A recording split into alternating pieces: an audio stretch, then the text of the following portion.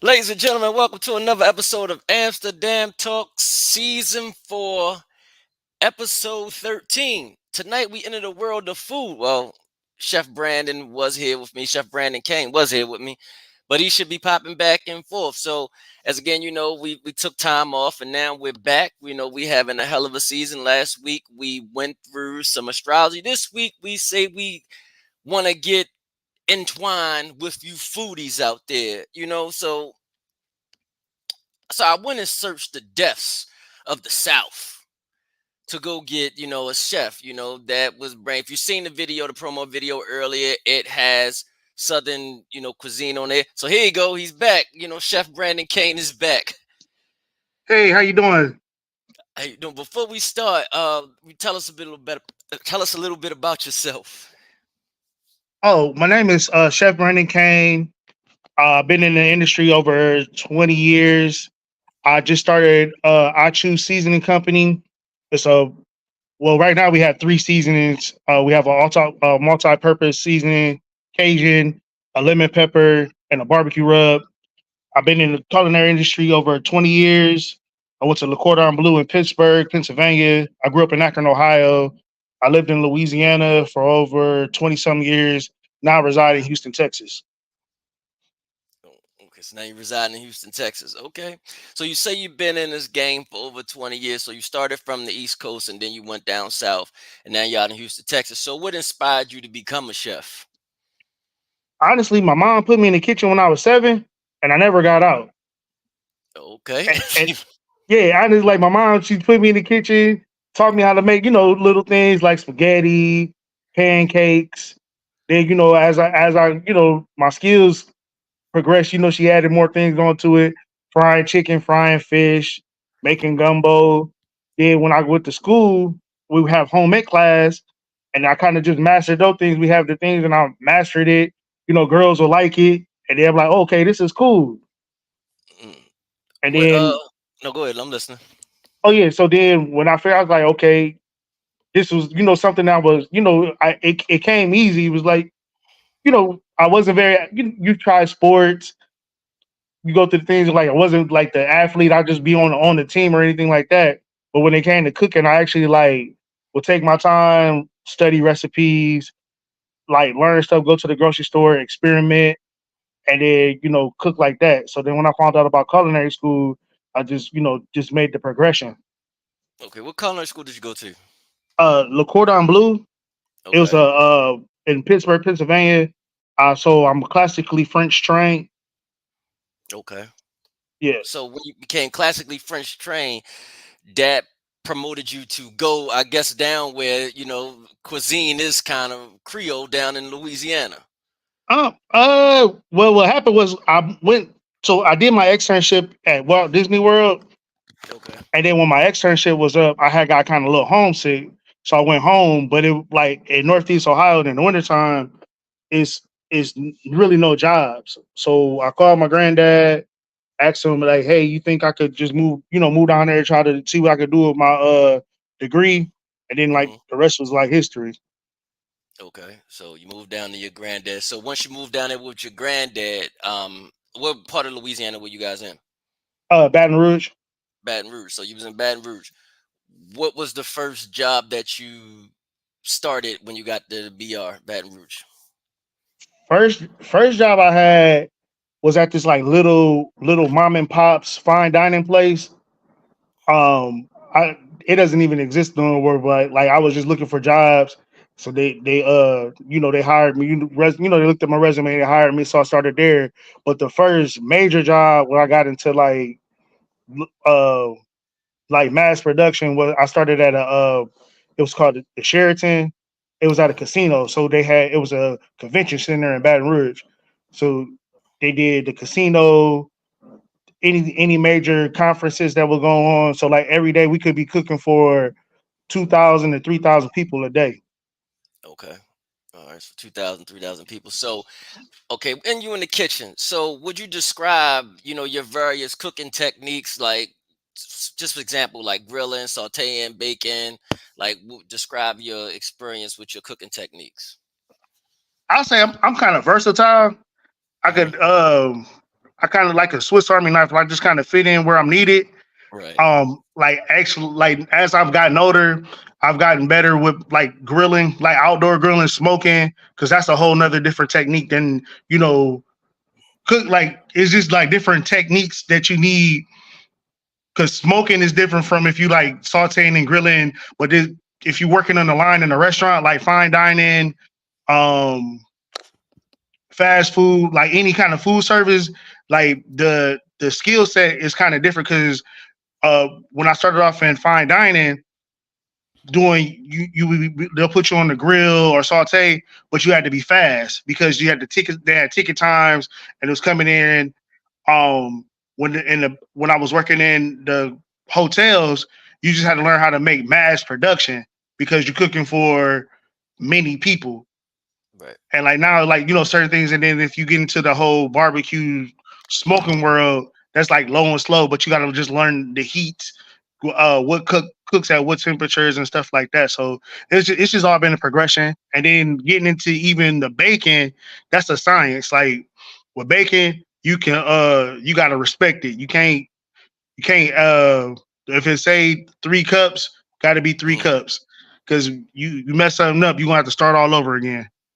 So me as a person that's not a baker, and me as a person who don't give a damn about how many cups. So if I pull 4 cups or 2.5, and I don't stick to what it says in the recipe, what could actually happen? It all depended it's all depending what you're making because you might if it's like a bread, the yeast might not rise.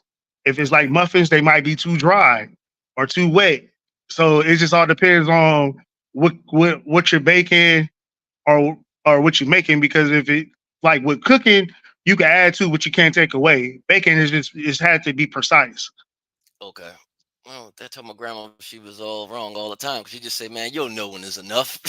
You're fine." So I mean, you but said, when you get to like Southern grandma baking, that's totally different because they like you need 3 handfuls and it right. work out. But that's when you're making like pound cakes, banana pudding, like Southern cooking like that. Those old school peach cobblers. You just have to pay attention to that because I had some recipes that my grandmother taught me that I can't measure it out. I just got to do what they showed me what to do. Okay. So 3 handfuls really mean 3 handfuls when they come from Yeah, from them. Okay. All right. But when you saying you're doing mass production or you're doing fine dining, you can't do 3 handfuls. You're gonna have to stick to exactly what it says, 3 cups or 3 teaspoons or yeah, whatever. yeah. It's like when they train you, when learning how to think. If the recipe say the specs that, yeah, that's how you got to do it. Okay. Got you. Okay, so you brought up grilling and you brought up smoking, and I know you're in Texas, so that's a different world out there based on other things. I mean, we can have that argument later in the show whether it's Texas, Memphis, North Carolina, barbecue is, which one's different. But since you're in the world of Texas and with you doing the smoking, what's the definite you said that it has to be about timing and about how long it's done. Is there any other secrets with smoking since you're in Texas? Um, well, as I'm learning, is it the type of wood that you use because certain woods affect the meats differently. Some woods make the woods taste sweet. Some of them, if you leave them too long, bitter. Are you using hardwood charcoal? Are you using briquettes? Are you just using wood itself? What kind of smoker Right. are you smoking out of? Are you using an open pit? Are you using a box smoker? Are you so it's just all the different techniques. Okay. So, okay, you just named 3 things to cook with. So, what gives the most flavor? Briquettes, just regular wood, or charcoal? To me, the wood itself, I like when I grill or when I smoke, I always put like pecan wood or hickory. That Okay. I let that get into my meat because that gives it the most wood is gives it the most flavor. When you Okay. just trying to like say you just trying to grill a steak and you just want some heat, you can Hmm. use the briquettes or just like hardwood if you just trying to because you'll season it good and you'll just grill it and send it on his way. So it's all just what you're trying to do. Okay, I mean, me personally, I grew up just using charcoal, so that's just that. I mean, I've been tempted, and this I know we're going off track because last week I've been doing some grilling last week, and I kept seeing briquettes. I said, hey, maybe I should try this. Maybe I should try this. But just being who I was raised around, just like now you just use charcoal and give it a thing. So it won't be any different if I use the briquettes, or will it be any difference? The briquettes burn longer. Okay, The hardwood the hardwood charcoal burns a little faster and hotter. So it's all important okay, what you're trying to like how long. I use a combination of both. Like I'll start my fire off with the hardwood and put the okay, briquettes on there just to keep like because I know they're gonna last longer. But if I'm like just trying to do something on a high heat, I'll use the wood because you're gonna get that flame. okay. Got you. Okay, so now we can go back to. So, how do you ensure your consistency in like taste and presentation when you do your dishes? Just repetition and just the seasoning, just knowing like, your flavor profiles. Just when, especially when you cook it, you can always add to, but you can't take away. So just being careful with the salt, uh, not being too heavy with it. Some people don't know it's the difference between flavor and seasoning. Right. So it can have flavor, but it may not be seasoned, or it can be seasoned, but it might not have any flavor. So just trying to Okay. find a balance between the both. Like you get your flavor like Got you. with your garlic, your herbs, um, Hmm. onion, celery, carrots. That'll give you your flavor. Your seasoning usually come from like just I mean, some things you could just use salt, pepper, and garlic, and it'll taste Right. amazing. Okay. So you brought up seasoning, and you have a chew your company. So how did you derive with that type of seasoning? Like, what made you decide to say, "Hey, I need to create my own"? Well, actually, it came from my partner. It was an idea that he had, and he came with me with the idea. He had a recipe, formulated it. Then I just kind of took it from with my culinary background, mixed it up, trial and error, just like, we need to add a little bit of this, add a little bit of that. And then after we got it to the liking where we both liked it, just ran with it. Okay. So you have citrus bliss lemon pepper, yeehaw cowboy rub, and original Cajun. Yeah. So these are all crafted by you. These are all crafted by you and Uh, your partner. yes. So okay, so have you and your culinary? I know you probably use it, when you're doing your thing. But have you ever taken it to your job and said, "Hey, I'm gonna use this"? I've used it on certain things. I've got certain, being in the industry, I have like, chef friends. I've sent Hmm. it for them to try. So it's being used. I mean, if you even go look on my reviews, most of the people are chefs that's been reviewing the seasoning. If you look on our Google page, Okay, so I we were talking about this earlier. Me and the owner of the station. She was like, "Tell them send us some free season." I said, "I'll see if you send it, but if not, we just got to oh, pay I for it can because." yeah. Don't you give me an address? I can I'll send you some samples over. I'll get those mailed out tomorrow. Okay, we'll get you an address. There. Ava, you heard him. She's somewhere around here, but she'll get you. We'll get you some. So when we decide to like, I'm interested in this citrus bliss lemon pepper. Is it different from the actual lemon pepper that people actually use now? It's a lemon pepper, but it's more heightened on the citrus because Okay. some lemon peppers you get is too peppery, Hmm. or it's like that salt is more salt than lemon. Okay.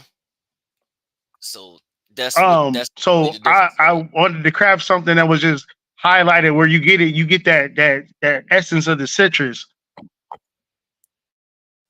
Okay, the essence of the citrus. So basically what I'm getting, what I'm thinking you're saying is like if I was to take like regular McCormick or whatever lemon pepper, I would probably have to use like some lemon to put on it, like some citrus, like the squeezed lemon thing to kind of get what you already have, or something a little less than. Or some of them you get kind of that artificial, like say you drinking like that artificial lemon. You can it just Hmm. had that twang of you be like, nah, this is too much. Okay. So, all right. I guess like have you been to, well, I'm not gonna say have you been because you work for it. Have you ever just had to create a dish on short notice? Oh yeah. Yeah, I've had to create dishes on the fly. I've worked in some boutique hotels where we have guests come in, that stay there on the regular, and they're like, "I'm tired of what's on the menu. Can you just create me something?" And yeah, if you feel like waiting, just give me a minute, and I'll put something together for you. Okay. What was the dish? Like what was the outcome?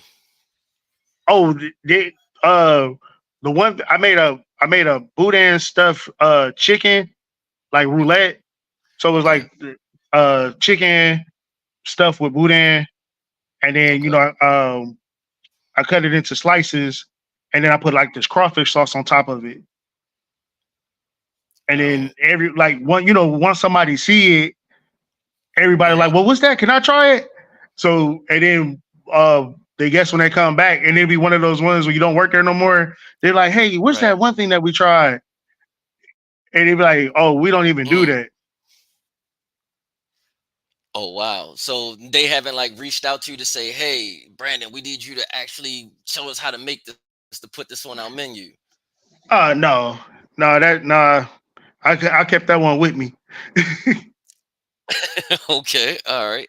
So, okay, you come in, somebody comes in and they want to try that dish that you made and they have like allergies or dietary restrictions. Like how would you go around that to make that? It just at first I would see what that because that's kind of the job I'm at now. I have to deal. The Mhm. clients have a lot of dietary restrictions, so it's just if they're gluten free, just what alternatives if I'm going to use potato starch, corn starch. Um, they have very like now that these days they have a lot of options where you can kind of like substitute um for the protein or it's just like when they get into the like you got to make sure are they celiac because they just might have an intolerance because there's a difference like you can actually Right. be if it's celiac is more serious with the gluten free, but if it's just an intolerance they could like still eat Mhm. it but it might just irritate them a little bit like when people are lactose intolerant. Right. So So you it just all just depends basically substitute that. yeah. Okay. All right. Now so now like I mean I'm not saying it happened to you, but it happens often. Not saying per se it happens to you, but being in hospitality and serving food, have you ever had a complaint on the quality of the food or preparation, or have you seen someone and how did they handle it or you handle it? I Yeah, I mean being in 20 years, you have it like I mean first starting off like when I first started off like steaks used to be my downfall. People, they'll order medium, it may be cooked a little under or a little over. Hmm. So some people so it'd be like the preference. Or, sometimes people might see something, it might look good, they might read it, but it's just not their preference. So they might Okay. try it and they'd be like, well, it just wasn't what I thought it would be.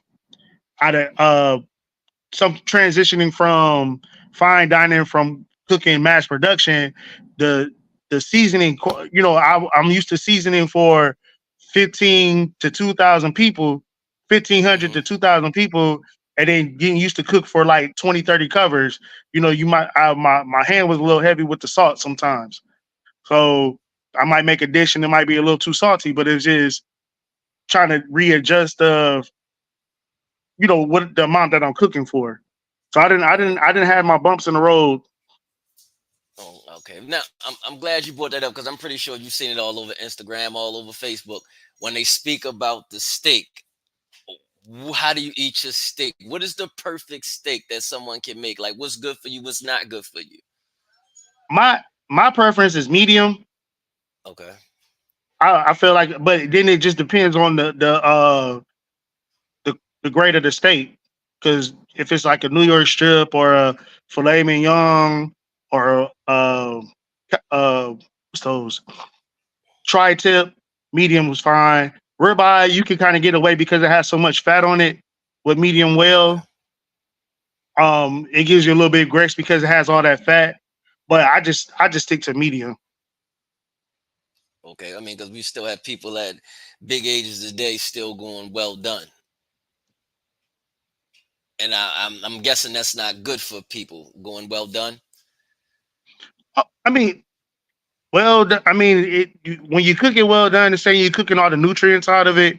But it's just the preference. To me, it's just the preference. Like some, I say at least try it one time and try a couple different cuts of steaks, Okay. and then like at different temperatures and just see what you like.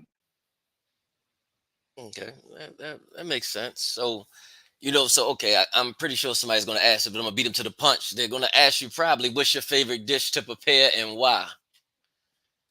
My favorite dish to prepare: red beans and rice. Okay, Rip, why is that? It's just a home cooked meal. It's just one of those ones that just, I mean, you put the beans in it, you let it simmer, get the house smelling good. You got your rice with some, uh, cornbread. It's just like a good comfort meal. Okay. Well, somebody just said, hell no, we ain't doing no well done steak. Okay.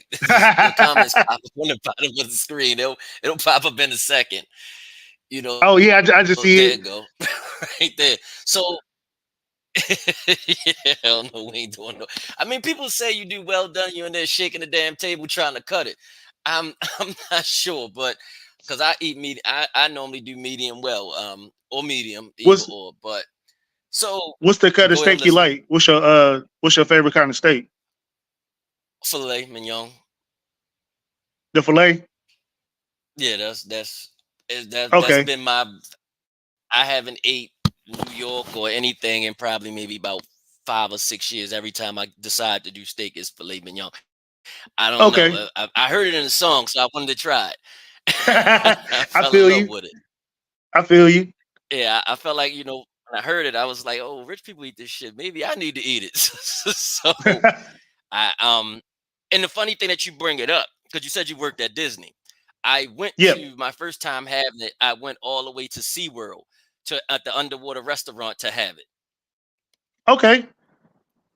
Yes, I went You down want? there and w- I'm So I listening. say you went to SeaWorld to get a steak. Yeah. Yeah, yeah, I went all the way to SeaWorld for a steak. I went from Baltimore to SeaWorld to get a steak, and I was getting ready to get it well done. But dude was like, "Nah, you don't want to do that. You want to make sure you get it like medium well." And I'm like, "I'm not sure," but he's like, "Trust me," and he brought it back, and it was great. And ever since then, it's just Yep. like nothing else, They didn't steer you but wrong. filet mignon that I'll eat. Medium is my thing. No, no, they didn't. But like you said, I went all the way to SeaWorld for a steak. And I did not do anything. Well, I did ride the rides at SeaWorld. So basically, I really paid $80 just to go to the damn restaurant because you had to buy a ticket to get in just to get to the restaurant. So I paid $80 So that had to to go that had into to the be a good restaurant steak then. and I rode a couple rides. I know that shit. Yeah, because it was like I always wanted to go to this underwater. I always wanted to go to an underwater restaurant, but it was like it was a one in Maldives and some other places. And that was the closest one. So I had to hop on a plane and do all this just to go eat a steak. And I would go back. I also hold on. A question. I also heard a steak doesn't need any type of sauce if it's cooked right. Is that true? That's true. If you salt, pepper, some garlic powder, and butter. If it's cooked right, that's it. Some place Oh wow. some So you fine do dining that. places, they actually you're not getting no steak sauce. You ask for steak sauce, you ask for Heinz 57, they're gonna look at you crazy. so, so no steak sauce, no 557, no A1, no nothing. None of that. Mm, wow. So when you make your steak, do you have the sauce or you just use what you just said you use? I have a like a steak sauce that I make, but or Okay. I'll do like a compound butter, like a herb. Like I mean, Oh, it just depends. You know, some just like fresh herbs. May do a sun dried tomato one, a blue cheese butter, and just when it's resting, throw the butter on there and let that butter just slide down there with all the seasoning and everything. so you let the butter while it's cooking, or you do it after it's done cooking and let the butter After melt because like you say you after when still you let hot. because usually that's the other thing people don't understand about food. It continues to cook after you're done cooking it. It's still carryover cooking. Right. So you ever some like notice sometimes you might have like a steak or chicken. You might let it sit there for a minute, and either all the juices that came out of it or is like Hmm. kind of dry because it carried Right. over cooked. So you if you let it rest, the juices will come out and come back in it. Okay. All right. Well, I mean that works. So I'm seeing nobody say anything else. So, well, no, somebody did say something. Kansas City got barbecue as well. So what qualities do you believe are essential for success to be a successful chef? the the ability to adapt, the ability to listen, creativity, um, people skills. Um, those right there. But if you're able to listen, especially coming into it, listen, uh, take direction, have tough skin, Hmm. and be a people person, you'll make it. Mm. So of course the game that you're in comes with a lot of criticism. Yeah, So just for somebody just willing to start, you I guess you would tell them, hey, you're going to get criticized and things like that. You just got to keep pushing and keep going. yeah. I mean, because it's a person's preference. So like when you're in the hospitality Right. industry, it's like you're taking care of people. So usually when they come in to get something, especially if you like if they're used to something tasting, you got to kind of convince them that if you when you're up and coming chef, that your food is Hmm. good. So it's the whole part of like if everybody got a recipe for a crab cake, like we said, people say Baltimore got a good crab cake, Louisiana got a good crab cake, Florida got a good crab cake. Um, so when you go places, somebody might come from that region, like you especially in Louisiana, you get a lot of people visiting, and they'll try it. Like, well, I'm from Baltimore, we got the best. Like, we're like, hey, just try it, then we go from there. They'll try it, like, oh my god, that's the best crab cake I ever had in my life. Or some people just be biased, like, nah, we still, that's what we do over there. Yeah, yeah, like, I'm biased. Bro, I am biased because when I go to any other city, like you said, Baltimore crab cake, seafood, I won't eat seafood from nowhere else. That's just me. It's just like I'm like, no, I won't do it. I'm biased to it. Maybe I shouldn't be biased to it because I've been in Louisiana, I've been in New Orleans, and there's been some great stuff down there. So, but I've never had crab cake. I've had gator. I have gator. I have frog. I've had all that in Louisiana. Never had yeah. crab. But then Never the had the crab. seafood is different. The seafood is different. The water is colder, and on the East Coast, so the seafood will be a little bit sweeter because they have to have that fat on them. The water is a little warmer Hmm. in the South, so they don't have that fat, so it's more richer. A more potent taste. So people don't look into that. So like when you get crab from the East Coast compared to crab in the South, that's I mean it's always going to kind of like taste it. Then if you've been eating the same thing your whole entire life, then when you go somewhere else, like you're going to be biased. You're going to be like, hey, this is where it's at. Yeah, I totally get it. I totally get it. I understand. But next time I'm down in Louisiana, I'm definitely going to try it. But you've released a book. Southern Flavors Unleashed. What brought upon you to write this book? My sister. So my younger sister would always like call, Shout out. being, when you're a chef in the family, they always asking you for recipes. They always ask you like how you do this, Right. how to do that. So my younger sister Ray was like, you just need to write a book because I'm just tired of asking you for recipes. And I was like, okay. So it was kind of like a dare. Um, Okay.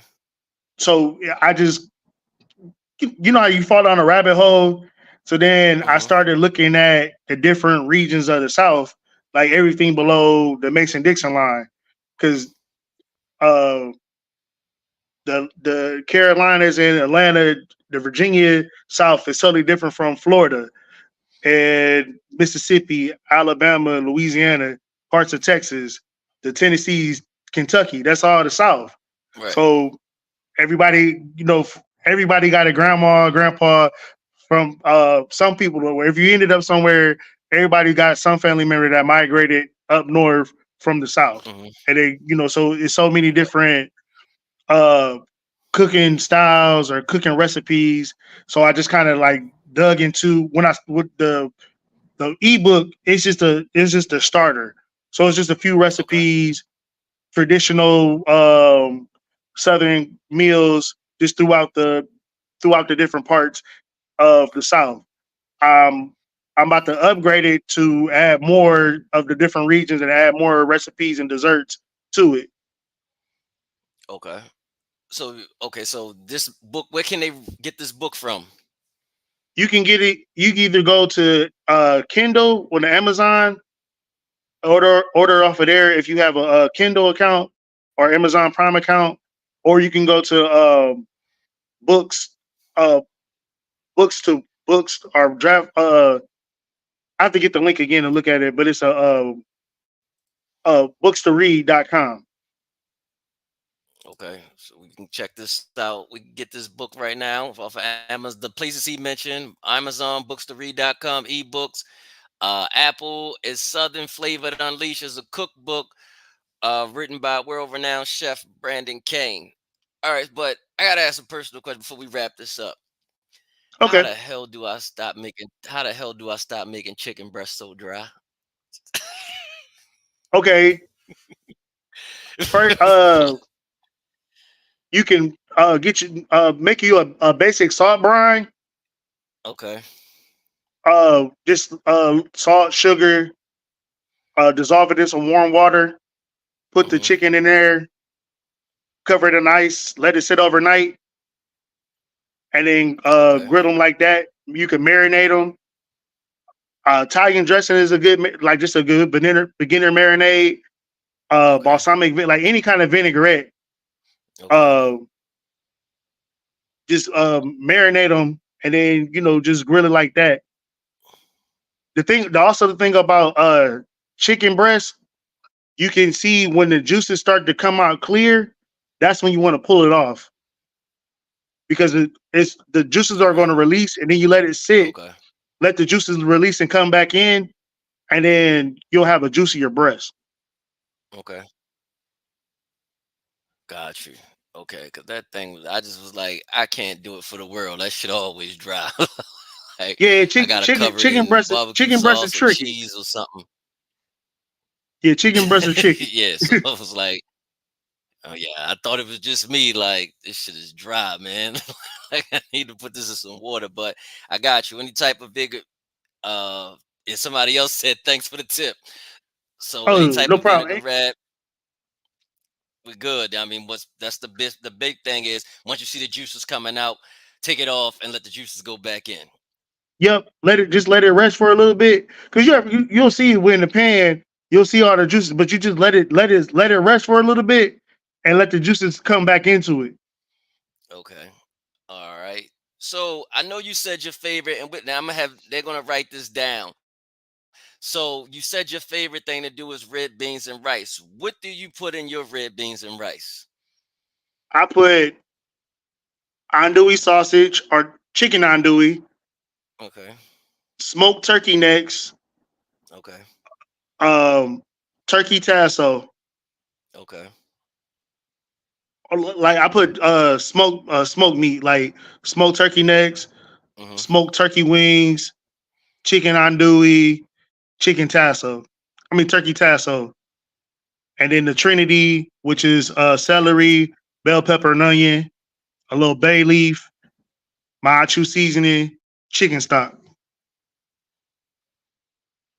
Mm. And it's in the book. Yeah, it's in the book. The red beans and rice is in the book. Okay, the red beans and the rice in the book. Daryl, flash that up there one more time so they can buy this book, so they can buy this brother's book. But you know, thank you for coming because we've reached our plateau at 40 minutes. So thank you for coming, brother. Thank you for Brother having me. Brandon, Chef Brandon. I mean, if they had any questions for you, where can they reach you at? You can reach me on It's Chef Brandon on Instagram. Uh, Brandon, Chef Brandon Caine on Facebook. Also, Aachoo Seasoning on Instagram and Aachoo Seasoning Company on Facebook. Okay, definitely. We're gonna get you that address. I'm gonna email you the address and you send some samples out for us so we Oh can. yeah, yeah. As soon as you send it out, I'm gonna have them out to you tomorrow. Yeah. Okay, we'll email you that in a minute. But uh, I don't know what's next week. I really don't because I know it's a show next week. I really don't. I'm lost for words. But again, next week, same time, same place, 7 p.m. HBCU Lounge Network on YouTube. If not, you want to catch the show again, you can catch it on all platforms, probably starting Friday. On the Amsterdam Podcast Talk Friday. It'll be on Apple, Spotify, everything. It'll be on that on Friday. So, but again, reach out to Brother Brandon if you need help with your chicken breast or whatever type of dish you're trying to make. Make sure we're going to pump the season up at chew.com. Um, get the book as well. But again, reach out to him if you need any tips because I know you brothers. Sounds like he started off like most of us, how our mom started us off most for survival, but he took it a little further. So he can help us out. And he said he had the girls wooing when he was at his school. So maybe that can help you out as well. Get you a good date. So you don't have to Oh, spend $200. You can do it in the house. one other thing, the What season you is gonna low say, sodium. Brandon? Oh, I was just saying the season is low sodium, Mm-hmm. so it doesn't have that much salt in there. Okay. So that was a big plan of us because with especially dealing in our community with high blood pressure and all that. So we wanted to make something that was flavorful but not a lot of sodium in Yeah, that's one thing in the black community, high sodium. But if it's low salt, definitely already got my vote. But it. again, we'll see y'all guys. We'll see you guys next week, 7 p.m., same channel, same time, and I'll see you next week. See it.